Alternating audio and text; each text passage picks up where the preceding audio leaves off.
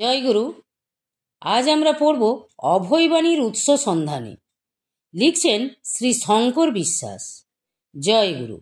চিরকাল যাহা বলিয়া আসিয়াছি, আবার বলিতেছি, যাহারা আমাকে আমার বলিয়া আত্মসমর্পণ করিয়া শরণ লইয়াছে, তাহাদের মুক্তি না হওয়া পর্যন্ত আমিও মুক্ত হইব না, এ কথা বলছেন শ্রী শ্রী ঠাকুর।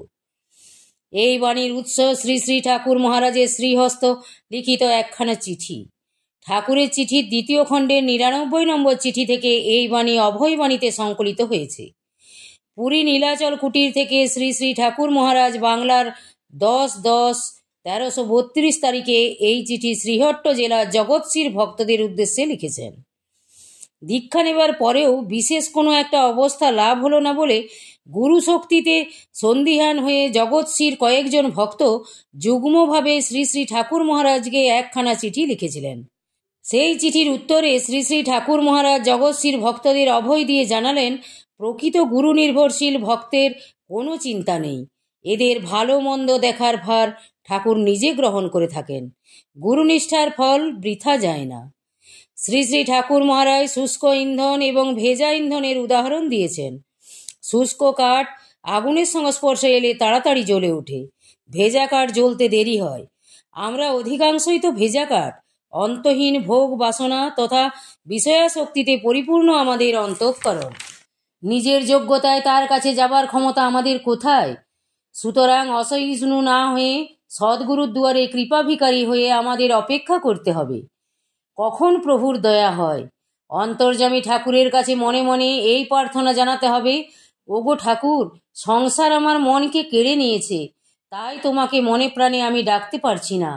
আমার দৈন্যতা তুমি ক্ষমা করো প্রভু, তোমার স্নেহদৃষ্টি থেকে আমায় বঞ্চিত করো না ভগবান। কবিগুরু রবীন্দ্রনাথের ভাষায়, সংসার যবে কেড়ে লয় মন, জাগে না যখন প্রাণ, তখনও হে নাথ প্রণমি তোমায়, গাহি বসে তব গান। অন্তর্যামী ক্ষম সে আমার শূন্য মনের বৃথা উপহার, পুষ্পবিহীন পূজা আয়োজন, ভক্তিবিহীন দান। আমরা মুক্তি খুঁজি, কিন্তু সহজে মুক্ত হতে পারি না। সবচেয়ে বড় প্রতিবন্ধক বিষয়ের প্রতি আসক্তি। আমাদের অবস্থা অনেকটা সেই উটের মতো। উট কাটা গাছ খেতে ভালোবাসে, মুখ দিয়ে দরদর করে রক্ত ঝরছে, তবুও কাটা গাছ চিবানো ছাড়ছে না। আমরা যারা সাধারণ সংসারী জীব, আমাদের অবস্থাও তদ্রূপ। বিষয় ভোগের প্রতি আসক্তির জন্যই আমাদের বারবার ভোগ দেহ ধারণ করে পৃথিবীতে আসতে হয়। সংসার কারাগারে আবদ্ধ হয়ে নানাবিধ ক্লেশ স্বীকার করতে হয়। সেজন্য সদ্গুরু শরণাপন্ন হয়ে তার রাতুল চরণে প্রার্থনা জানাতে হয়, হে ঠাকুর, আমাকে বিবেক বৈরাগ্য দাও, আমার বিষয়াসক্তি ধ্বংস করো প্রভু। চোখের জলে তার রাতুল চরণ ধুয়ে দিয়ে আমরা বলবো, কত যে কাটা বিঁধেছে পায়, কত যে আঘাত লেগেছে গায়ে, কত যে যাতনা সংসার কারাগারে, মুক্ত আমারে করহে। আমাদের এই আরতি কতটুকু আন্তরিক তথা আমাদের মুমুক্ষা কতটুকু নির্ভেজাল, অন্তর্যামী শ্রী গুরুনারায়ণ সেটা বিবেচনা করে তবেই তো নেবেন বিহিত ব্যবস্থা। এক্ষেত্রে অসহিষ্ণু হলে চলবে কেন? ধৈর্য ধরে প্রতীক্ষা করতে হবে সেই শুভ দিনের শুভক্ষণে। চালিয়ে যেতে হবে প্রভুর স্মরণ মনন, যথাসময়ে প্রভুর অবশ্যই করুণা হবে। জীবাত্মার উৎস পরমাত্মা তথা শ্রী ভগবান, তিনি আনন্দ স্বরূপ, রসবই স। জীবাত্মা তাই আনন্দ খুঁজে বেড়ায়, কিন্তু অজ্ঞান বা মায়ার প্রভাবে জীব ভোগ্য সামগ্রীর উপভোগের মধ্য দিয়ে আনন্দ পেতে চায়, আর ভুলটা হয় সেখানেই। কারণ শাশ্বত আনন্দ ভোগ্য সামগ্রীকে অবলম্বন করে আসে না। সেজন্য কবিগুরুর ভাষায় বলতে হয়, যাহা চায় ভুল করে চায়, যাহা পায় তাহা চায় না। আমরা ভাবি ভোগ্য বস্তু আমাদের বিমল আনন্দ দিতে পারবে, তাই সেটা পেতে চাই, কিন্তু যখন সেটা পেয়ে যায় তখন মনে হয় যা চেয়েছিলাম তা এখানে নেই। পাওয়ার মধ্যে অনিত্য বিষয়কে পেয়েছি আনন্দ দূরে, বহু দূরে। একদিকে চিন্তা করলে ভোগ্য সামগ্রী হচ্ছে মরুভূমির মরীচিকার মতো। মরুভূমিতে মরীচিকা পথিককে প্রলুব্ধ করবে, ছুটিয়ে নিয়ে যাবে, কিন্তু পিপাসার এক বিন্দু জল দেবে না। তদ্রূপ ভোগ্য বস্তু আমাদের মোহিত করবে, কিন্তু তৃপ্ত করতে পারবে না। প্রথম দিকে সাময়িক সুখ আভাস পাওয়া যাবে ঠিকই, তারপর একদিন না একদিন মনে হবে কি ফল লোভিনু হায়। সেজন্য শ্রী শ্রী ঠাকুর মহারাজ বলতেন, সুখ ভোগে নাই, সুখ ত্যাগে বা যোগে। এই ত্যাগ হচ্ছে বিষয় ভোগের আসক্তি ত্যাগ, আর ভোগ হচ্ছে আমাদের দৈনন্দিন কর্মে চিন্তনে শ্রী ভগবান বা শ্রীগুরুর সাথে সংযুক্ত থাকা। যাহারা আমাকে আমার বলিয়া আত্মসমর্পণ করিয়া আলোচ্যবাণীর এই উক্তির মাধ্যমে শ্রী শ্রী ঠাকুর মহারাজ এক গুরুত্বপূর্ণ ইঙ্গিত প্রদান করেছেন। তার স্বলিখিত যোগীগুরু গ্রন্থের উৎসর্গপত্রে একই অভিপ্সার কথা উল্লেখ করেছেন তিনি।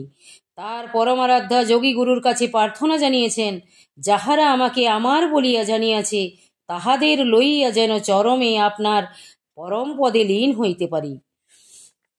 আমরা সাধারণত আমার দেহ, আমার বাড়ি, আমার স্বজন, আমার অর্থ, বৃত্ত ইত্যাদি বলতে এবং ভাবতে অভ্যস্ত, কারণ আমরা এসবের সাথে একাত্ম হয়ে গেছি। শ্রী শ্রী ঠাকুর চাইছেন আমরা তার সাথে একাত্ম হয়ে যাই। এই একাত্ম হওয়ার অর্থ তদ্গত চিত্ত হওয়া। এ না হলে নিজেকে সম্পূর্ণভাবে ভগবৎ চরণে উৎসর্গ করা যায় না।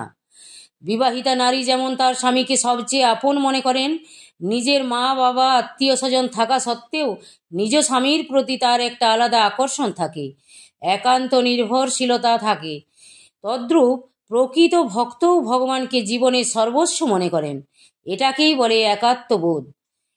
মেরে তো গিরিধারী গোপাল দুসরা না কই। ভক্তি সাধিকা মীরাবাইয়ের এই মহান ভাবই হচ্ছে প্রকৃত একাত্ম ভাব।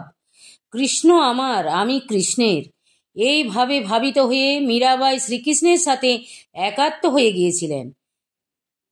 কবিগুরুর ভাষায়, আমারও পরানো যাহা চায়, তুমি তাই, তুমি তাই গো, তুমি ছাড়া এ জগতে মোর কেহ নাই, কিছু নাই গো।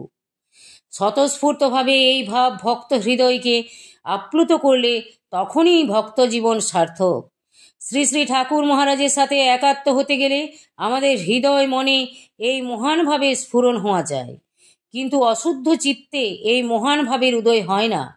সেজন্য প্রয়োজন চিত্তশুদ্ধির, আর চিত্তশুদ্ধির প্রধান উপায় শ্রী শ্রী ঠাকুর মহারাজের প্রদর্শিত পথে চলে আমিত্ব বিসর্জন দিয়ে তার কাজে আত্মনিয়োগ করা। শ্রী শ্রী ঠাকুর শ্রীকণ্ঠে তাই বলতেন, আমার কাজ করতে করতে তোমাদের তপস্যা, চিত্ত সংযম প্রভৃতি বড় বড় সাধনার ফল আপনা আপনি এসে যাবে। এর চাইতে বড় আশার অবলম্বন আর হয় না। আধ্যাত্ম জগতে চূড়ান্ত এবং শেষ কথা ভগবৎ চরণে আত্মসমর্পণ। শ্রীমদ্ ভাগবতে নবোধা ভক্তি অর্থাৎ ভক্তির 9টি স্তরের কথা বলা হয়েছে। এর মধ্যে আত্মনিবেদন তথা আত্মসমর্পণ হচ্ছে চূড়ান্ত বা শেষ স্তর। সমগ্র গীতাশাস্ত্রের সার কথা কিন্তু সেই শরণাগতি। গীতার বিভিন্ন অধ্যায়ে শ্রী ভগবান অর্জুনকে জ্ঞানযোগ, ভক্তিযোগ, কর্মযোগ ইত্যাদি বিভিন্ন মত পথের উপদেশ দিয়ে সর্বশেষে সমর্পণ যোগ তথা শরণাগতির উপদেশ দিয়েছেন। সর্বধর্মান পরিত্যাজ্য মামেকং শরণং ব্রজ। একই সুরের স্পন্দন লক্ষ্য করা যায় শ্রী শ্রী ঠাকুর মহারাজের শ্রীকণ্ঠে। তার প্রিয় শিষ্য ভক্তদের উদ্দেশ্যে তিনি বলেছেন, তোরা সকল ছেড়ে সকলের আশায় জলাঞ্জলি দিয়ে আমার প্রাণে তোদের হৃদয় মন উন্মুখ করে রাখ। আমাকে একটু ভালোবাসতে অভ্যাস কর। ভগবান বা শ্রীগুরুতে আত্মসমর্পণ হচ্ছে নিজেকে নিঃশর্তে তার শ্রীচরণে বিলিয়ে দেওয়া, নিজের ইচ্ছা অনিচ্ছাকে তার কাছে উৎসর্গ করা। শরণাগত ভক্তের হৃদয় বিনায় তাই ধ্বনিত হয় আত্মনিবেদনের সুর। আমি তোমার বিনা সূর্যে আমার নাই, তুমি আমায় যেমন বাজাও তেমনই বাজি তাই। আলোচ্য বাণীটিতে শ্রী শ্রী ঠাকুর মহারাজ বলেছেন, তার শরণাগত ভক্তদের মুক্তি না হওয়া পর্যন্ত তিনিও মুক্ত হবেন না। এ কথা এক অভিনব বৈশিষ্ট্য সম্পন্ন আধিকারিক পুরুষ নিগমানন্দ দেবের পক্ষেই বলা সম্ভব। জীব উদ্ধারের চাপরাস নিয়ে যিনি জগতে আসেন তিনিই আধিকারিক পুরুষ। আধিকারিক পুরুষের আশ্রয়ে আসতে পারা এক বিরাট সৌভাগ্যের বিষয়। স্বীকৃতি না থাকলে সেটা সম্ভব নয়। শ্রী শ্রী ঠাকুর মহারাজ ব্রহ্মবিদ সদ্গুরু, তিনি মুক্ত পুরুষ। ইচ্ছা করলে তিনি স্বরূপ লীন হয়ে আত্মানন্দে বিভোর হয়ে থাকতে পারতেন, কিন্তু ব্রহ্মানন্দ তুচ্ছ করে ভূমা থেকে ভূমিতে তিনি এসেছেন আমাদের মতো তৃষিত তাপিত মহান্ধ জীবকে মহামুক্তির পথে নিয়ে যেতে। তিনি যে প্রেমের ঠাকুর তাই জীব দুঃখে তার চিত্ত বিগলিত হয়। আত্মন মুখ্যার্থং জগদ্ধিতায় চ, আত্মমুক্তির পরের কর্তব্য জগতের হিত। এই মহান ভাবের তাড়নায় নির্বিকল্প সমাধি থেকে তিনি বুদ্ধিত হয়েছেন গুরুভাব নিয়ে। শ্রী শ্রী ঠাকুরের পার্ষদ শ্রীমৎ স্বামী নির্বিকারানন্দজির ভাষায় কত হৃদয় ভরা প্রেম, কত হৃদয় ভরা ভালোবাসা লইয়া তিনি আসিয়াছিলেন এই জগতে। কেন? বেদান্তের সাধনায় বিশ্বময় আমিত্বের প্রসারে জীবজগতের সঙ্গে তাহার আমিত্ববোধ ঘটিয়াছিল। তাই জগৎকে অমন সহজভাবে ভালোবাসিয়া বুকে জড়াইয়া ধরা তাহার পক্ষে সম্ভব হইয়াছিল। তাই তাহার উদাত্ত আহ্বান, কে কোথায় তৃষিত তাপিত আছে, নিয়ে আয় সব আমার কাছে, আমি সকলকে শান্তি দেব, সকলকে মুক্তি দেব। অভক্ত পাষণ্ড যেই হোক না কেন, আমি তো কাউকে ফেলতে পারিনি। আমি যে গুরু, আমি এসেছি সকলের প্রাণে জ্ঞানের আলো জেলে দিতে, তাদের উষর হৃদয়ে প্রেমের প্লাবন বহাতে। গুরু তিনি, নির্বিকল্প সমাধি বুদ্ধিত পুরুষ তিনি। তাই তাহার হৃদয়ে শতই জাগিয়া উঠে ক্রীণন্তু বিশ্বমার্জায়াম সংসারিণ পুরুষান উদ্ধারী স্বামী। বিশ্ববাসীকে আর্য করিয়া তুলিব, সকলকে সত্যের পথে উপনীত করাইব, সংসারী পুরুষদিগকে উদ্ধার করিব। একজন অমুক্ত থাকিতে আমি মুক্তি চাই না। তাই তাহার উক্তি, গুরু কৃপায় এ প্রাণ দিন দিন বিশ্বময় যতই প্রসারিত হইতেছে, বিশ্বের অভাব ততই আমাকে ঘেরিতেছে। প্রতিটি জীবের জন্য প্রাণ কাঁদিতেছে। গুরু ব্রহ্মের করুণা ঘনমূর্তি, সেই দুঃখালো মশাশ্বতম হইতে জীবকে স্বরূপ জ্ঞান দ্বারা মুক্ত করিতে তাহার কত ব্যাকুলতা। জীবকোটি এবং ঈশ্বরকোটি সাধকদের কথা শাস্ত্রে বলা হয়েছে। ঈশ্বরকোটি হচ্ছেন জগৎগুরু তথা পরব্রহ্মের চিহ্নিত আধার। নির্বিকল্প সমাধি থেকে জীবকোটি ফিরে আসেন না, এদের সত্তা পরমাত্মার সত্তায় লীন হয়ে যায়। কিন্তু যারা ঈশ্বরকোটির পুরুষ, জীব উদ্ধারের চাপরাস তথা অধিকার নিয়ে জগতে ফিরে আসেন, সেজন্য তাদের আধিকারিক পুরুষ বলা হয়। এই আধিকারিক পুরুষরাই হচ্ছেন সদ্গুরু তথা নরাকার পরব্রহ্ম, নির্গুণ নিরাকার ব্রহ্মের সগুণ সাকার রূপ। আধিকারিক পুরুষদের প্রাণ বদ্ধজীবের মুক্তির জন্য ছটপট করে।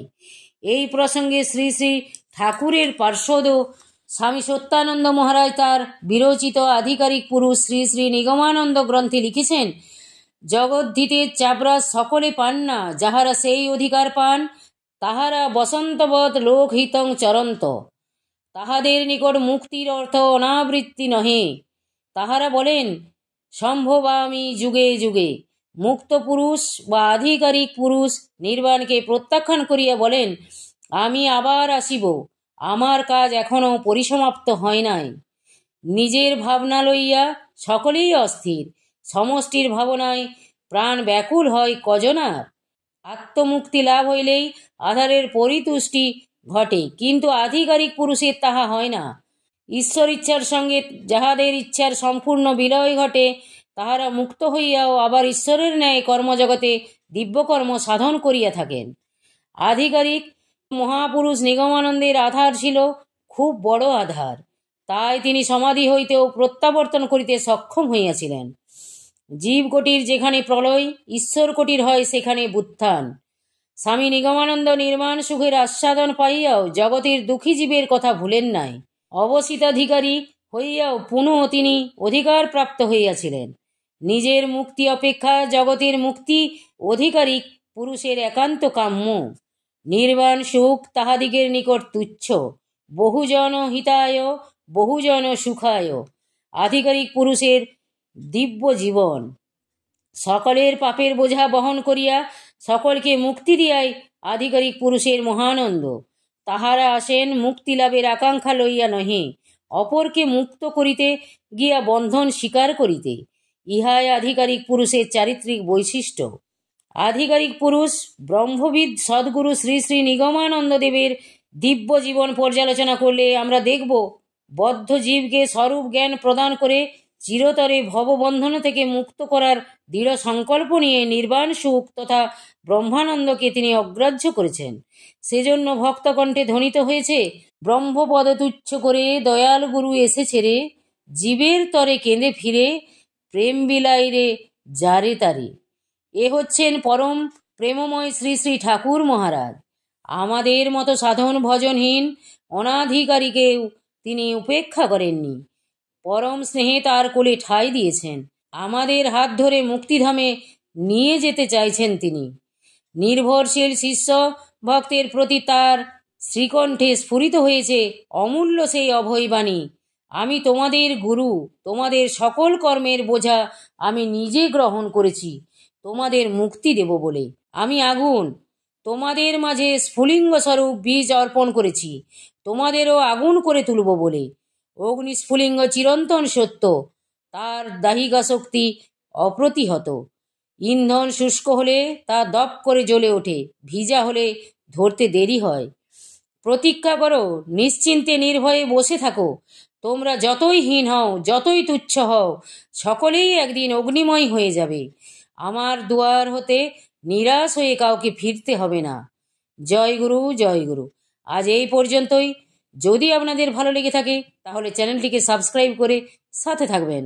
জয় গুরু, জয় গুরু।